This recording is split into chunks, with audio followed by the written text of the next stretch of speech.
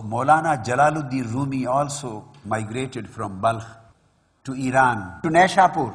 And first meeting with one of the great saints of the time, which he got in his childhood, when he was about 6, that was with Shaykh Fariduddin Attar.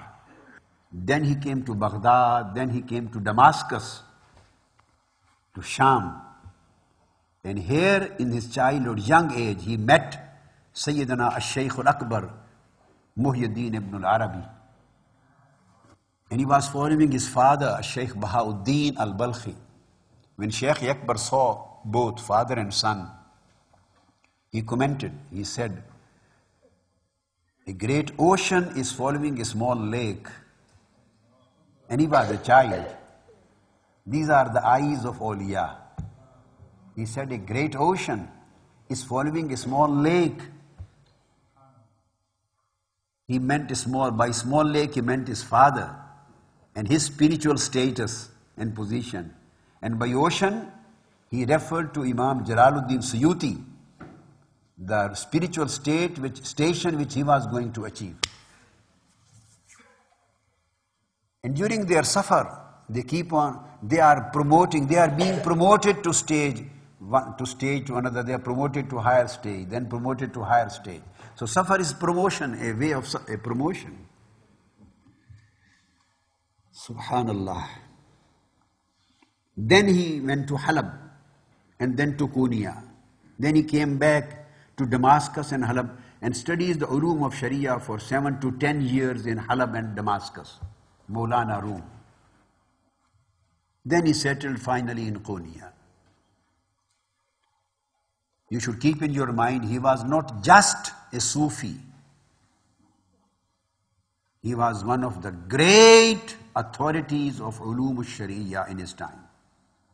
Great authorities on fiqh, great authorities on ilm, on hadith, on rational sciences of Islam.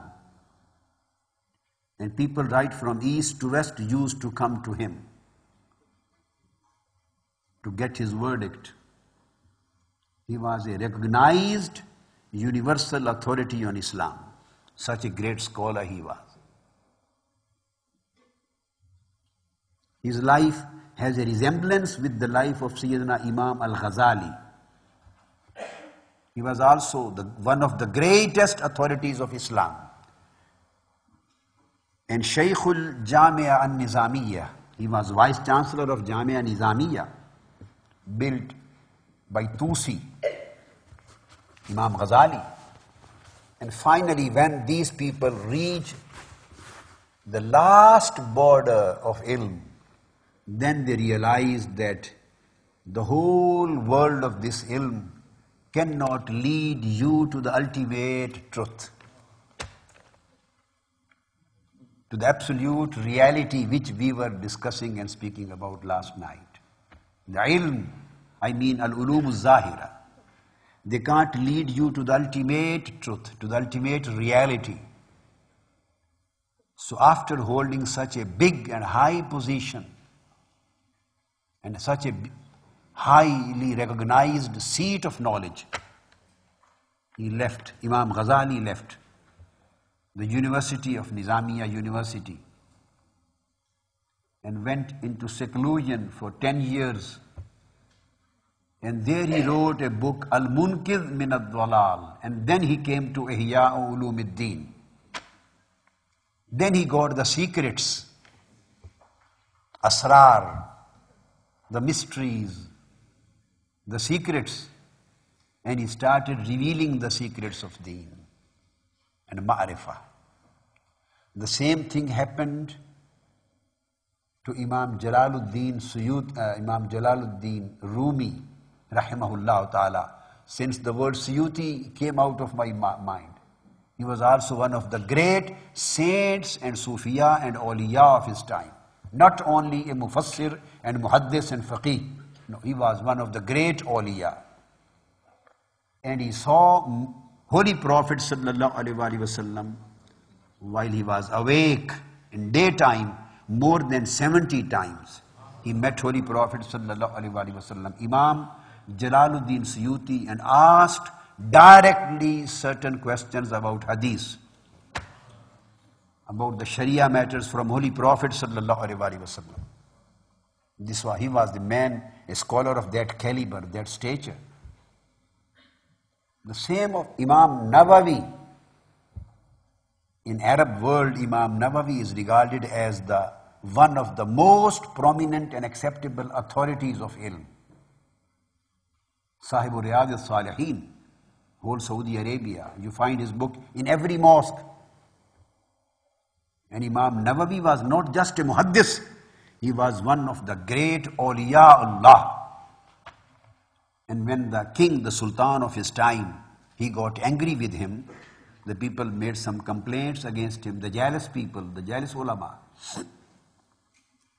And the king wanted some investigations and inquiries, so he called him to his court. And Imam Nawawi was standing in front of the king of the time, in front of the governor. He wanted to punish him. He wanted to take some severe action against him. Imam Nawawi came to know about his intention. His intention was revealed to him. He was standing on a carpet, the carpet, and that carpet had pictures of lions and tigers on the carpet. Pictures of lions. And Imam Nawawi was standing on the carpet confronting the king in his court, when he found that he is about to announce the punishment, or he is about to get hold of him and he is about to take a severe action.